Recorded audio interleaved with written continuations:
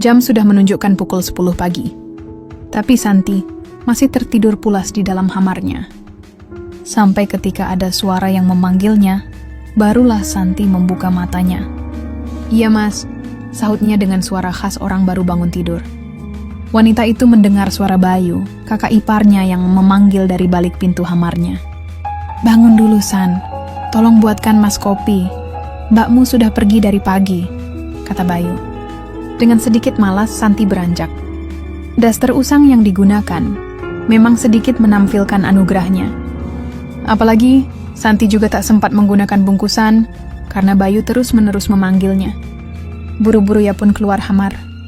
Sambil mengikat rambut, Santi menuju dapur, melewati Bayu yang seketika meneluan Ludia ketika melintas di depannya. Bayu lantas mengikuti langkah Santi yang menyeduhkan kopi untuk kakak iparnya itu. Pria itu menunggu Santi di meja makan, sembari memperhatikan adik iparnya. Bayu yang tadi melongo memperhatikan anugerah adik iparnya, sempat membayangkan, kayaknya kurang lengkap kalau minum kopi nggak dicampur, gumamnya. Pikiran Bayu piknik keluar kota, membayangkan seandainya Santi memberikannya. Saking sibuknya berandai-andai, ia bahkan tak sadar jika Santi sudah meletakkan secangkir kopi di depannya. "Itu mas, kopinya, diminum dulu. Mau sarapan sekalian nggak?" tanya Santi membuyarkan lamunan Bayu. Bayu tergeragap mendengar pertanyaan Santi. Perhatiannya kembali tertuju pada Santi yang kini ada di depannya. Iya, boleh-boleh," jawab Bayu kemudian. Santi mengangguk, lalu kembali ke meja dapur dan mulai membuat sarapan untuk Bayu dan juga dirinya. Tak lama kemudian, 2 piring nasi goreng dengan topping kerupuk kini ada di depan mereka. Bayu pura-pura makan, meski sesekali netranya tertuju pada anugerah adik iparnya. Sementara Santi yang memperhatikan sang kakak, tersenyum simpul. Ia tahu betul jika sedari tadi, kakak iparnya itu curi-curi pandang ke arahnya, terutama pada anugerah yang kuasa. Santi patut berbangga diri, sebab dianugerahi fostuwir yang lebih-lebih dari kakaknya, Nita. Apalagi, wajahnya juga lebih cantik dan tak membosankan. Berbanding terbalik dengan kakaknya Nita yang sedikit kurus dan tampak kurang menarik. Sejenak Santi berpikir untuk sedikit iseng pada Bayu. Ia berpura-pura kegerahan dan mengibas-ngibaskan tangannya, sehingga anugerah yang kuasa nampak ke kanan ke kiri mengikuti lintasan udara. Tentu saja Bayu semakin melongo dibuatnya. Tapi, pria itu berusaha mengalihkan perhatiannya pada makanan, karena khawatir tak bisa menjaga imronnya. Setelah selesai makan, Santi pun membersihkan piring dan sendok bekas makan mereka. Sementara Bayu masih tetap berada di meja makan. Tatapannya masih tertuju pada Santi yang mencuci piring dan tak sengaja terkena air keran. Otomatis ia basah semua. Dan ketika ia berbalik, Santi tertawa melihat Bayu terpaku memperhatikannya. "Mas, Santi mandui dulu ya," kata Santi. "Iya San," jawab Bayu terbata. Sekepergian Santi, Bayu buru-buru menuju ke hamar.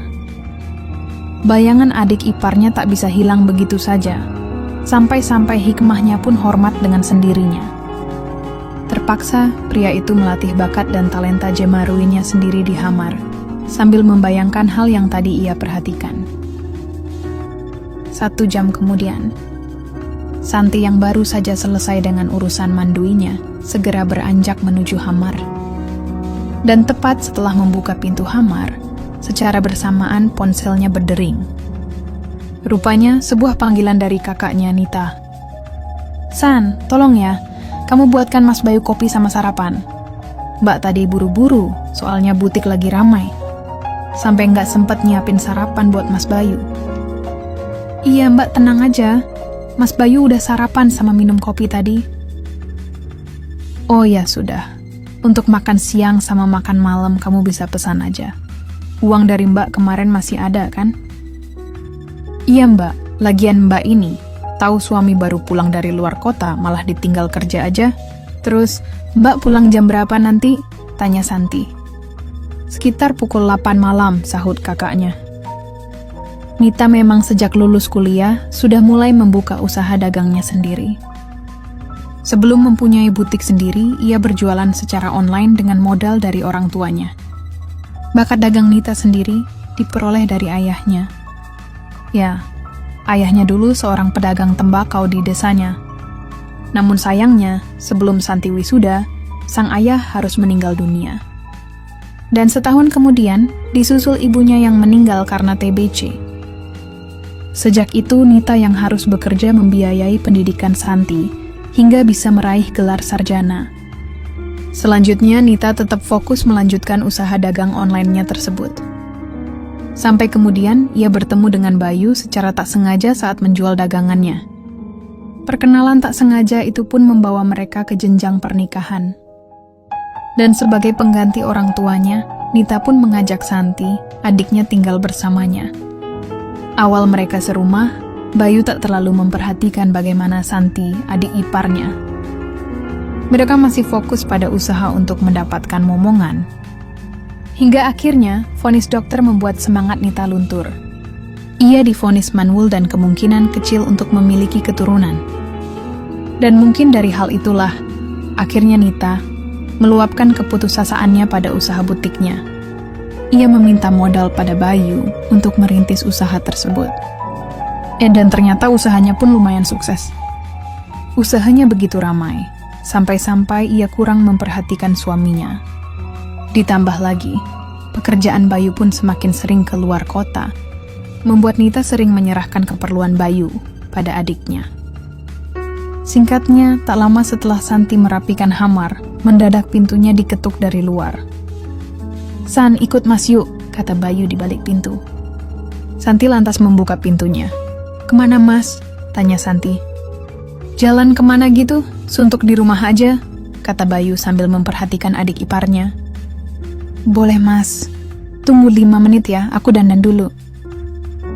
Singkat kata, setelah selesai berdandan, Santi menghampiri Bayu yang sudah menunggu di garasi mobilnya.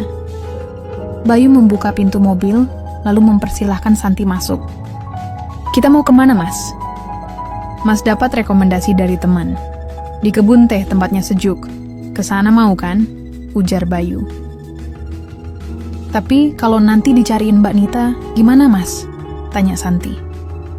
"Kamu WhatsApp aja, bilang kalau kita jalan-jalan," sahut Bayu. "Oke." Santi lantas mengetikkan pesan pada kakaknya. Dan karena lama tak dibalas, ia pun meletakkan kembali ponsel itu di tasnya. 2 jam perjalanan, sampailah mereka di tempat yang dimaksud Bayu. Tempat yang asri, sejuk, cocok untuk orang yang dilanda asmara. "Gimana San?" tanya Bayu. "Iya Mas, sejuk di sini, tapi aku nggak bawa jaket. Kalau aku kedinginan gimana?" tanya Santi. "Kan ada Mas," jawab Bayu tiba-tiba memyuk Santi. Jangan gini, kalau Mbak Nita tahu gimana?" "Ya jangan sampai Nita tahu lah. Lagi pula, Mas kan cuma mau melanjutkan yang tadi pagi aja. Kamu sengaja kan, tadi mancuing-mancuing Mas?" ujar Bayu sambil tersenyum manja. Sebenarnya, mendengar Santi tak bisa memberi penjelasan, Bayu makin memyuknya dengan erat. "Nggak apa-apa, Mas malah seneng kok," ujar Bayu membuat Santi merinding mendengarnya. Meski begitu, entah mengapa Santi merasa nyaman. Salah siapa, suami baru pulang dari luar kota, malah ditinggal kerja. Gumam Santi menyalahkan kakaknya. "Kita bermalam di sini aja ya, San?" tanya Bayu membuat Santi kaget. Jangan. Nanti Mbak Nita, gimana?" sahut Santi tergagap. "Udah, nanti saja kita pikirin. Kita pesen ruangan dulu aja," ujar Bayu sambil menaruik adik iparnya. "Tapi Mas." Setelah memesan ruangan, tak lupa Bayu membeli makanan untuk mereka berdua. Dari dalam balkon hamar, mereka bisa melihat panorama yang asri sambil makan sore, hingga tak berselang lama, dering ponsel Santi memecah kesunyian suasana. "Kamu di mana sekarang, San?" tanya Nita di seberang sana. "Ini Mbak, Mas Bayu ngajak jalan-jalan. Suntuk katanya di rumah." "Oh gitu, bisa Mbak bicara sama Mas Bayu?" Santi pun memberikan ponsel tersebut pada Bayu. Nita mengatakan maaf karena saat itu ia tak bisa menemani suaminya jalan-jalan, apalagi butiknya saat itu sedang ramai-ramainya pengunjung. Wanita itu juga meminta izin untuk bermalam di butiknya karena sibuk packing barang di sana. Dan setelah panggilan berakhir, Bayu menoleh ke arah Santi. Ia pandangi wajah adik iparnya sebelum tiba-tiba mendaratkan sebuah sambutan perkenalan untuk pertama kalinya. "Mama Mamas." Santi terkejut, tapi tak urung pun menyambut niat mulia tersebut. Apalagi sejujurnya, ia juga merasa senang dengan perlakuan dari kakak iparnya itu. Sementara Bayu yang sudah lama tak mendapatkan hak dari Nita, segera menjalankan niat mulia nan ceria itu. Ia membawa Santi ke tempat yang lebih baik untuk menyelesaikan permasalahannya. Dan entah dari mana awalnya, kabinet serta jajaran negara Santi yang semula ada telah diletakkan ke segala arah. Perlahan, Santi mulai memanggil-manggil nama kakak iparnya. Apalagi ketika Bayu berjalan ke arah rerumputan yang gersang oleh panasnya cuaca. Pria itu tak menggubris panggilan dari Santi dan menganggap suara itu sebagai hiburan untuknya. Sesuai teori yang berlaku, pria itu mencoba menciptakan lapangan kerja, mengubah suasana hening menjadi riuh oleh lantunan qosidah dan ceramah rohani yang dihaturkan Santi. Jujur Bayu mengakui jika Santi benar-benar berbeda dari Nita. Ia lebih satset dan tekun menerima sambutan tersebut. Sementara Santi masih berusaha konsisten dalam menyarankan masalah-masalah yang ada. Meski pada akhirnya, ia harus tiba dahulu dibanding Bayu, kakak iparnya. Sejenak suasana menjadi hening. Mereka terdiam dengan pikiran masing-masing. Sejuknya udara di sana lama-lama membuat siapa saja mengantuk dan akhirnya terlelap juga. Malam beranjak pagi. Santi terjaga lebih awal dari biasanya. Wanita itu menoleh dan rupanya masih ada Bayu yang terlelap dengan damainya. Ia seakan masih tak percaya telah melalui perjalanan sunyi bersama suami kakaknya. Sejenak ia memperhatikan Bayu. Mbak Nita nggak bersyukur memiliki suami ganteng, seperti Mas Bayu. Gumam Santi sebelum dering panggilan ponsel, kembali membuyarkan lamunannya.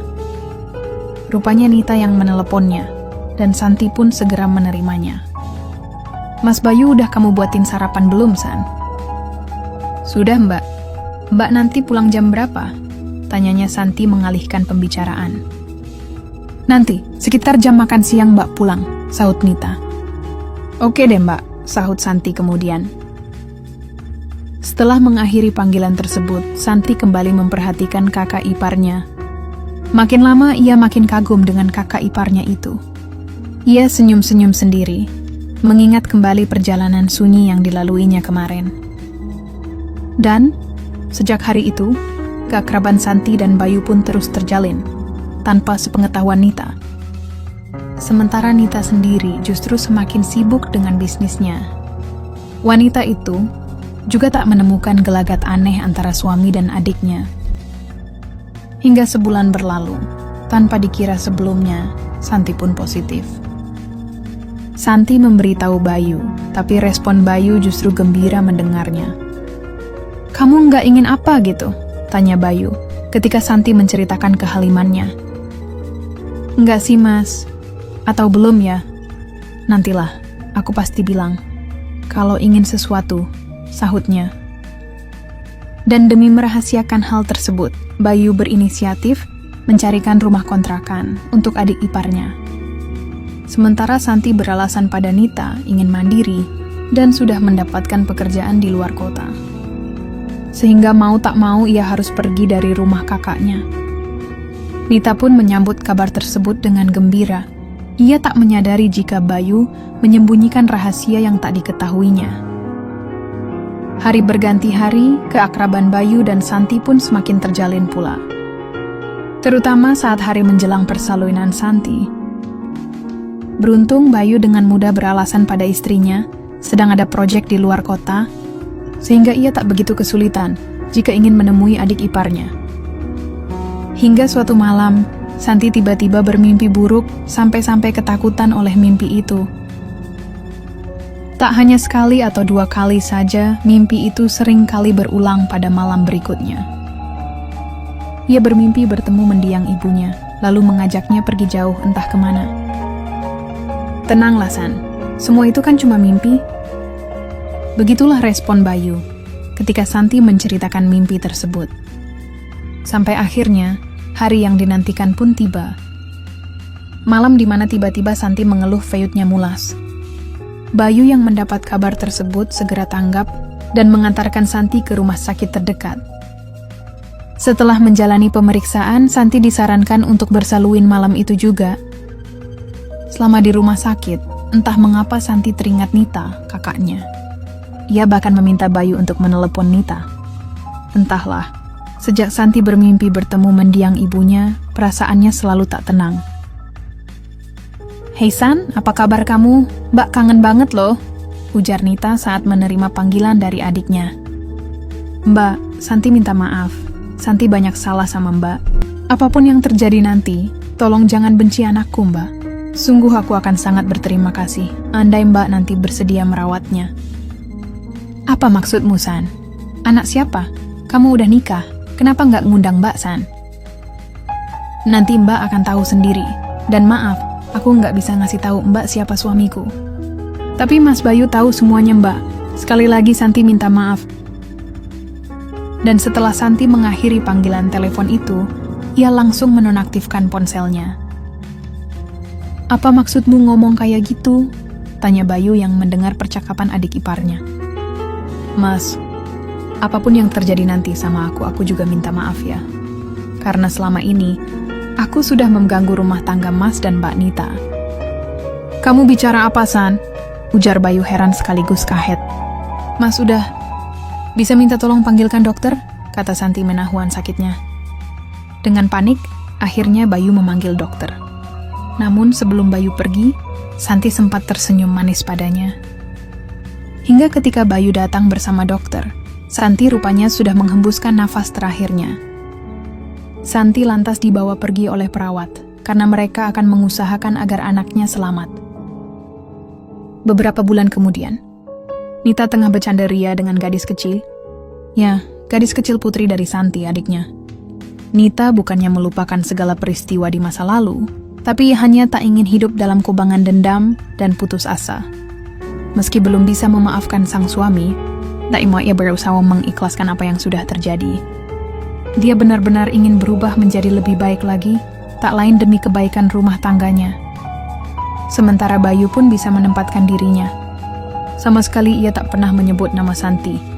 Ia benar-benar menjaga perasaan Nita. Ia juga menuruti pesan terakhir Santi untuk menjaga putrinya dan juga kakaknya.